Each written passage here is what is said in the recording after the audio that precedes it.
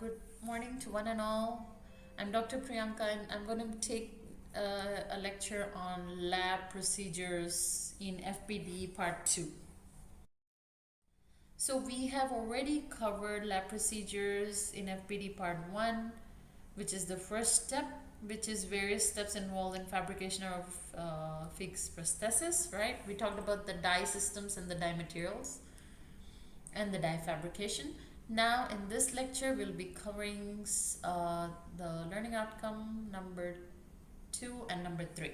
So number 2 says how we will tell you how to integrate the knowledge into practice for selecting appropriate restorative material in order to satisfy patient needs, and then to demonstrate effective communication skills with the dental lab technician.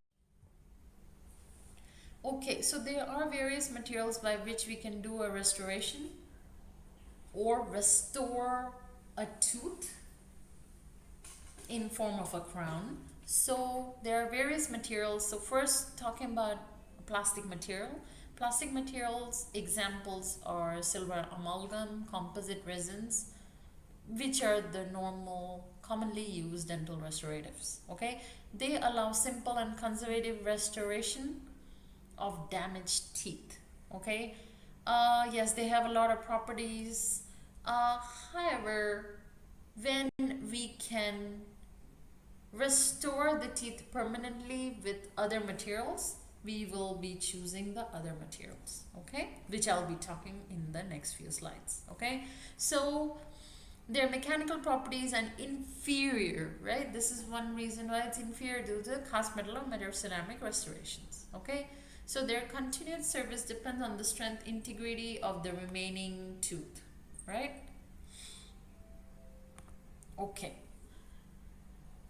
There has to be reinforcement put, and then you have a large restoration in the mouth. All right. Okay.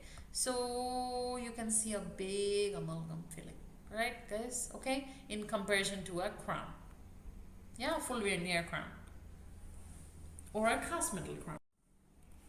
Okay, coming to the cast metal crowns. So the second way out is to have a cast metal crown. This is fabricated outside the mouth and cemented with a luting agent, right? We all know what they are. You can form the preparation, you can do everything. So basically cast metal crowns are only, or cast crowns are only indicated when I don't have proper occlusal height, or you have tooth structure which is not adequate. So there we can use, you have less interarch space, you have super eruption. In certain cases you can use it, right? Otherwise you should avoid this preparation. We should go for further preparation, right? These are the cast metal crowns. Okay, here you can see the partial veneer crowns, right? So this is a form of partial veneer crowns. This is also a form of partial veneer crowns. Okay, so now coming to the metal ceramic crown restorations. This consists of a tooth colored layer of porcelain bonded to a metal, cast metal substructure. Okay, so it has a reinforcement layer of a metal, and then above that we have a buildup of a ceramic restoration. All right. Okay, we know mostly everything about it. We have taken a class. I'm not going too much into details for this. Okay, so you can see this is an example of metal ceramic. This is an example of a metal ceramic restoration for the interiors. All right. Okay. So resin veneered restorations are techniques by which we put in polymethyl methacrylate veneer for limited their use to long-term interim prosthesis. Again, guys, but this still will serve as an interim prosthesis, which is it will not be a permanent long-term restoration. Okay, so you can see an example down here, guys. Okay, right. So current resin veneer techniques incorporate bis GMA based materials which have better physical properties than the earlier acrylic resins, guys. Okay, and adhesive techniques to improve the bond to the supporting metal, right? You can see that, and it's kind of worn out as well, guys, here. Okay, but you can see what's inside in the layer. This is veneered, resin veneered crown. Okay, got it. Okay, coming to fiber reinforced resin. So advances in composite resin, especially the introduction of glass and polyethylene fibers, have promoted use of indirect composite resins, right? Restoration for inlay, crown, and FPDs, right? So you can have an excellent marginal adaptation and aesthetic results can be achieved, right? But because these are newer technologies, there are little known about the long-term performance, right? This is a fiber reinforced FPD. Okay, coming to complete ceramics. So inlay, crowns, laminate veneers entirely made of the dental porcelain can be more aesthetic. However, it has a few drawbacks, right? That's why there are a lot of ceramic materials. So there are a few ceramic materials which will lack the strength, and it will be difficult. It will have difficulties associated with achieving an acceptable marginal fit. The current focus is on improving strength, which lies either in veneering or high strength alumina, zirconia, spinel, or lithium disilicate core. Okay, so we can also add translucent porcelain. We can also make it more translucent or using a lucite reinforced translucent material.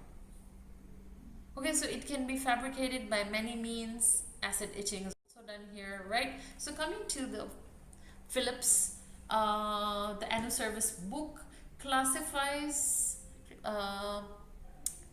the ceramics into one or more parameters. So the parameters are uses or indications, which is anterior and posterior crown, veneer, post and core, fixed dental processes, veneer state, and glaze. Also can be classified on the basis of composition. Also can be classified on the principal crystal phase and matrix phase. So there is silica glass, lucite base, feldspathic porcelain, lucite base, glass ceramics, lithia disilicate base, glass ceramics, aluminous, porcelain, alumina, glass infused alumina, glass infused spinel, glass infused alumina, zirconia, and zirconia.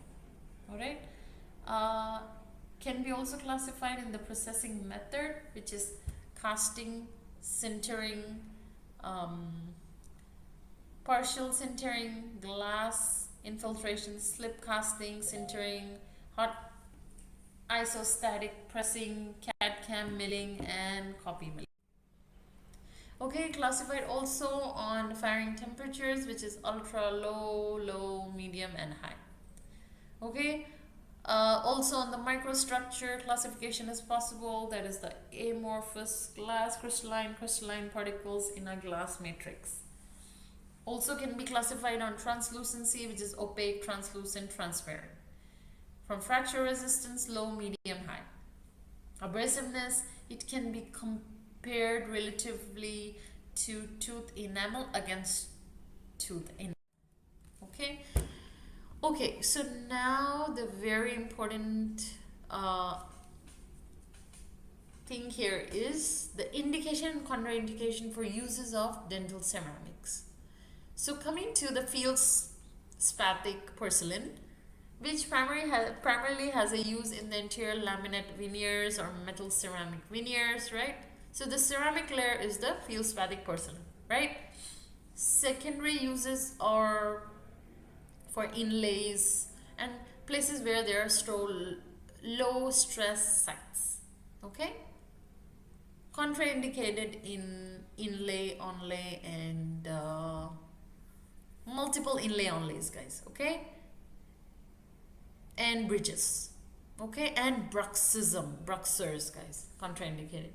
Secondly is the aluminous porcelain, which is a core ceramic for anterior crowns only, guys. Okay, it has a low stress for premolar crowns, so it can be used, but ideally should not be used.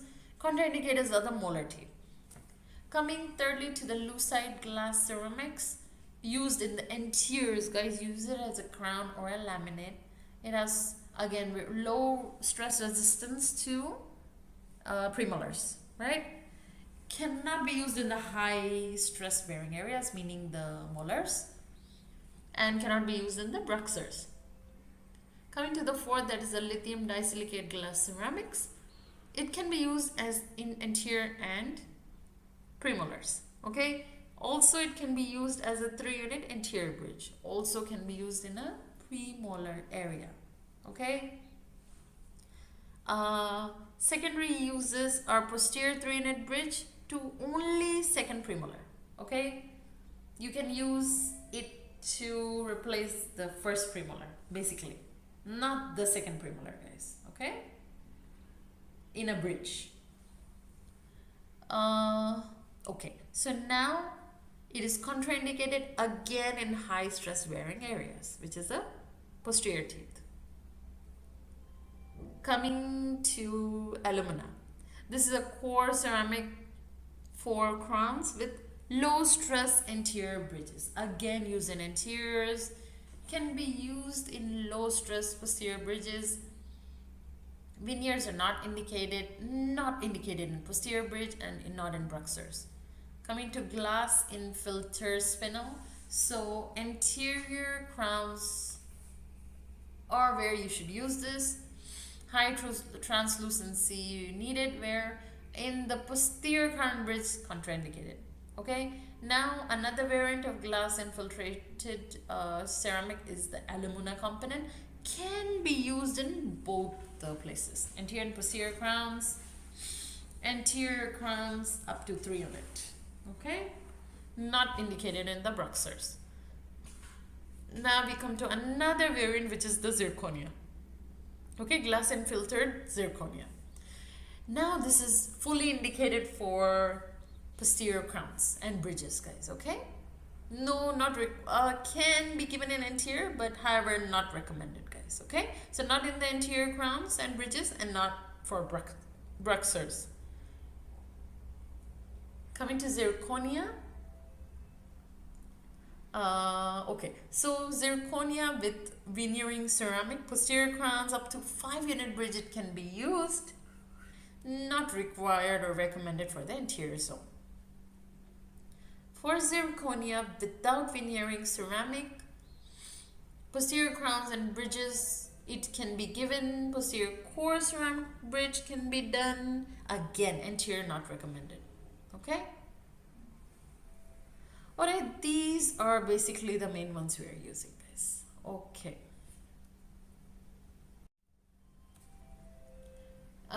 Okay, so now coming to the methods of reinforcing porcelain.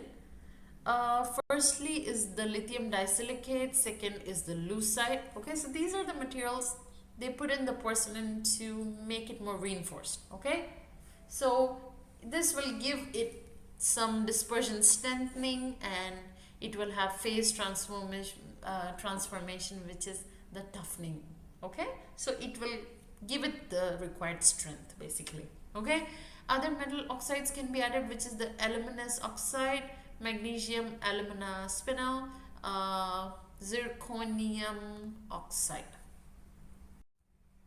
Okay, so now coming to the methods of processing ceramic core. This is just for your knowledge, guys. It doesn't come in your learning outcome. This is just for your knowledge. So there are many methods by which we process the ceramic core. Okay, so the name of the method are condensation, hot pressing, casting, slip casting, right? CAD, CAM, copy milling, and machining. Okay, right? And you have the famous brands in the examples. You start off with the core or either a powder and liquid mix, right? And how it processes, you can just have a look, right? Okay. So coming to a representation of first the metal ceramic crown, okay? So firstly, starting with the inner layer, right? You have a metallic core or coping, okay? Then you have an opaque porcelain, then you have a body porcelain, then you have a surface, cervical, incisal, and then you have a transparent porcelain. So there are many layerings which are done, okay? So this is the classification which is given in the book according to the sintering temperature, all right? So we talked about it earlier, you can just have a look. Okay, coming to the types of fabrication for all ceramic. So that is the monolithic crown or bilayered crown. Monolithic crown has one layer. Example is the feldspathic CAD-CAM block. Okay, also lucite reinforced Empress 1, Emax or CAD. Yeah, zirconia. These are all examples of the monolith. So monolith means one block, okay, which is the most used in the posterior teeth surface, okay. Bilayered are many layers, right? This is lithium disilicate, alumina, inserm. So this has a core and a veneer layer. So these are two layers, right? Used basically in the interiors. Okay, these are commercially available dental ceramics with the different components. You all can just have a look with the trade names, all right? So aesthetic ceramics, structural, right? And you have different components and you have different processes. Okay. Coming to all ceramic systems, in this you have aluminous porcelain. Firstly is the aluminous porcelain. It was developed to slightly improve the aesthetics for interior teeth. Then the metal ceramic crowns, right? So basically indicating the interior teeth, right? So now you have a alumina reinforced core, you have dentine, you have enamel, and you have transparent. These are all the layering materials which has been put above the alumina reinforced core layer. Okay, so was only recommended for interior crowns, not posterior, due to less strength. These crowns were produced by forming a tin oxide coating on platinum foil. The objective was to reduce the weakening effect of surface irregularity on the inner surface of the porcelain, right? By bonding a thin platinum foil to the inner surface that would be cemented to the prepared teeth.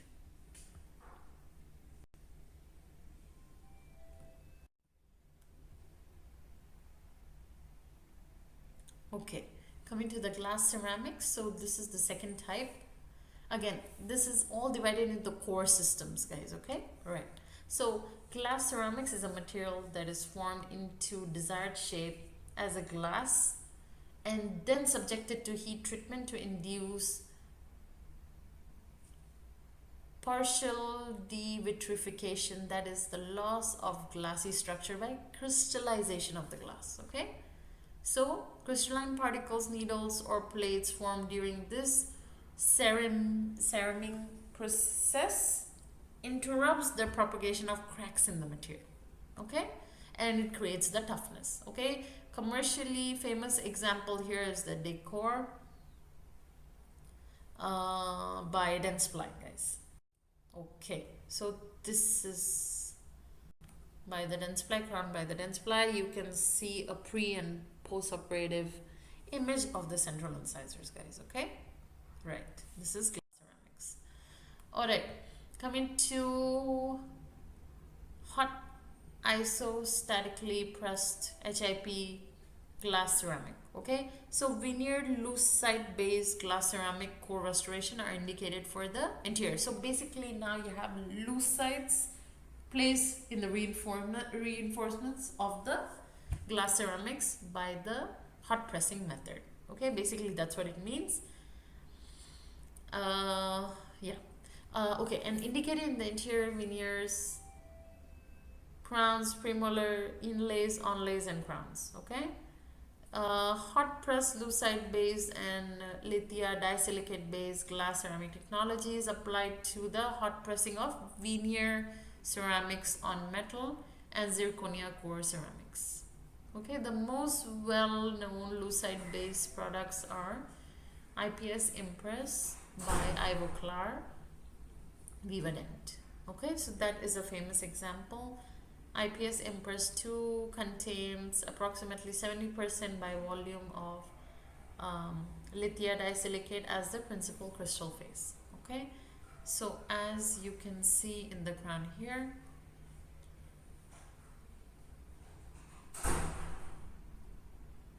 this is a shape formed by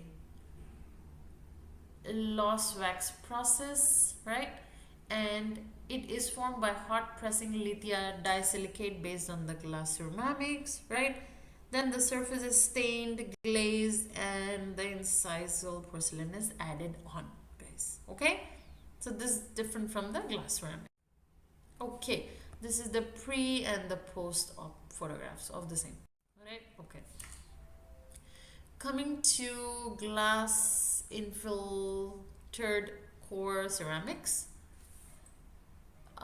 This is used to minimize sintering shrinkage and to ensure the adequate fit of ceramic processes. So 3 glass infiltrated core ceramic systems have been developed, one based on partially sintered alumina, the other on magnesia and alumina, and the other one on zirconia and alumina core. Okay, so this is how they have reinforced it. Okay, so this is the infiltration of the core which has taken place. Okay, each of these partially sintered ceramics can be infiltrated with lanthanum glass without any significant dimensional change. Okay, famous example here is the Inserum zirconia, Vita, Inserum alumina, right? These are the examples, guys. Okay, all right. So how this is different is glass infiltrated ceramic core is placed. Then there is an opaque layer, right? Opaque dentin layer, then a dentin layer, then the enamel layer. Okay, so the layering is different and the placements of the materials are different. Of course, here it's substituted by a glass infiltrated ceramic. This is an Inserum crown with the incisal porcelain, dental porcelain, aluminium core, and a margin. Coming to the alumina core ceramics. So a famous example here is Procera All Ceram by Noble Biocare. So it is an alumina core ceramic which is indicated in the anterior and the posterior crowns. To produce these crowns, a die is first produced from an impression and digitalized using mechanical profiling device and computer and converted into the die with digitalized database. Okay, an oversized die is then produced onto which a pure alumina is dry pressed. Okay, the oversized green alumina body is then sintered and the resulting shrinkage yields desired shape size, right? And it can be applied and sintered, then sandblasted with silica coated alumina particles to ensure the bonding of the materials. Okay, all right, guys. So coming to yttria stabilized zirconia, right? So basically zirconium dioxide or zirconia is a white crystalline oxide of zirconium. The most common stabilizer of dental application is yttria, which results in a stabilized core ceramic, right? So also known as ceramic steel, right? These crowns can withstand any amount of force pressure. A very famous example is the lava crown, lava zirconia crown by the 3M. Okay, so monolith zirconia may be used for posteriors where high occlusal clenching and parafunctional habits are also present, guys. Okay, in this, only a core ceramic is used, no veneering ceramic is used, right? Only the core in a monolith one layer technique. All right, this is an example. Okay, coming to fluorapatite glass ceramic. So this uses a nano fluorapatite glass ceramic veneer, right? Famous example is Emax by Ceram, right? This IPS Emax, right, is also an example, guys. So it basically uses or fuses alumina silicate glass ceramic, right? And also uses CAD CAM frameworks or processing techniques. All right. Okay, coming to principles governing the selection of dental ceramics. So ceramics are only indicated when aesthetics is the prime concern, or when a history of dental hypersensitivity exists.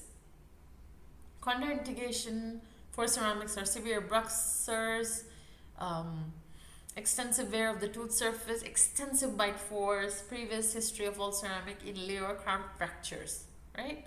Okay, so fracture resistance of posterior all ceramic FPD is based on the strength and fracture toughness of the ceramic component, the connector dimension, connector shape, and the patient's biting force. Okay, so before a decision is made to use an all ceramic crown, 6 criteria should be considered to minimize the risk of poor aesthetics and clinical failures. The dentist should consider all ceramic crowns for patients with a severe bruxism and clenching and malocclusion, right? So a dentist should not consider, guys. The experience of the lab technician is very important for the success rate, right?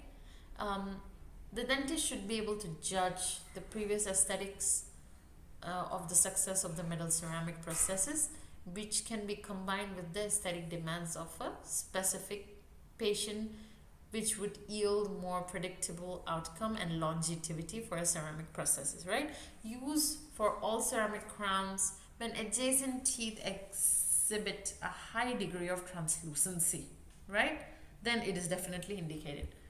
Patients must accept the described benefits, risk, and alternatives to the proposed treatment, and they must give their consent for the treatment. And of course, the dentist skill is important, right? Should be able to take a good impression, do a good preparation, and the margin should be clear. Okay, communication with the dental lab.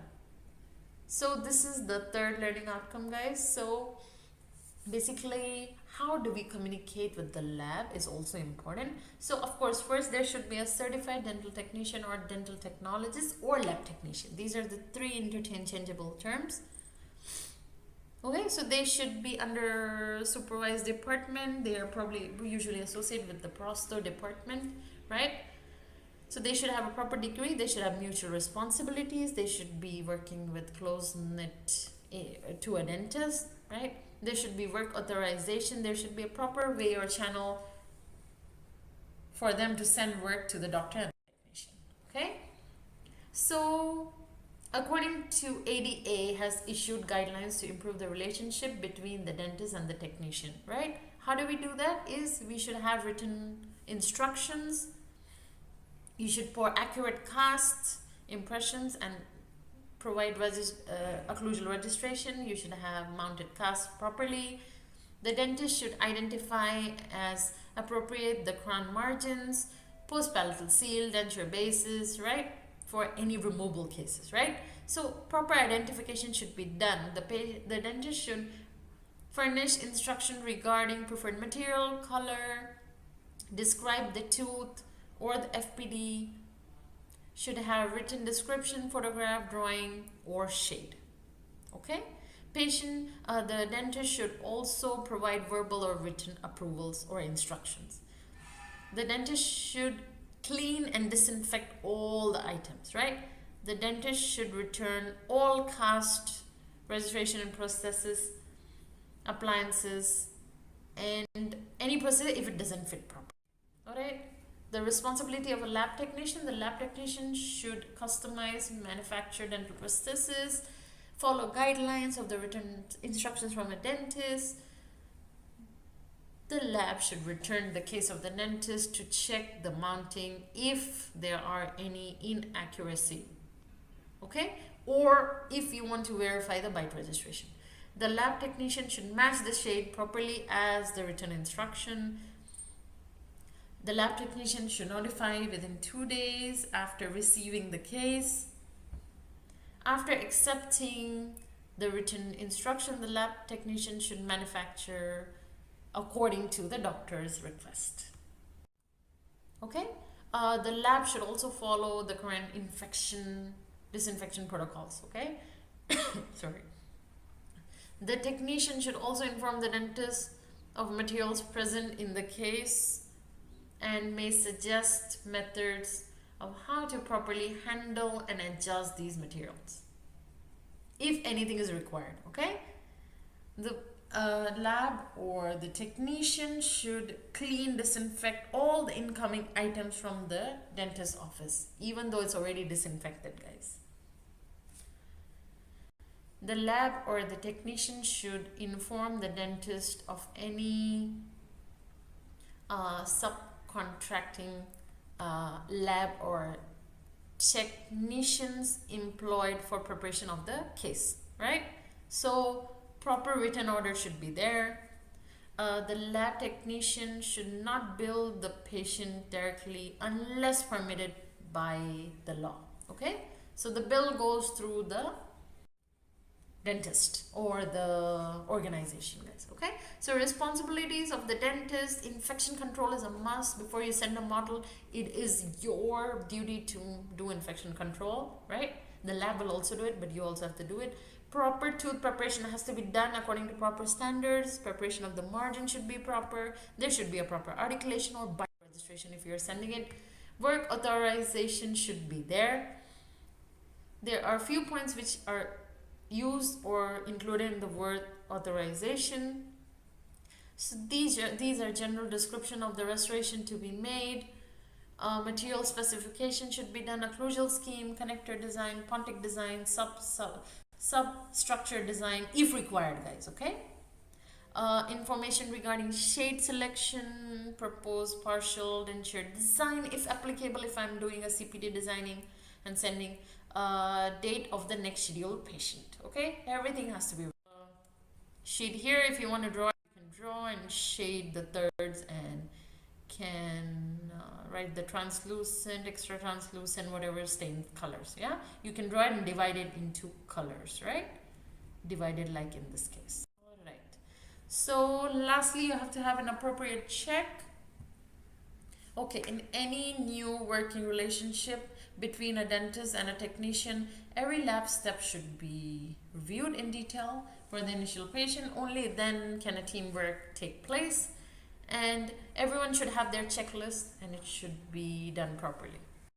Alright, so the bibliography is, I've used 2 books, Phillips Science of Dental Materials, that is the NO Service, 12th edition. The second one is the Contemporary Fixed Prosthodontics by Resin, 4th edition. Thank you so much for patient listening.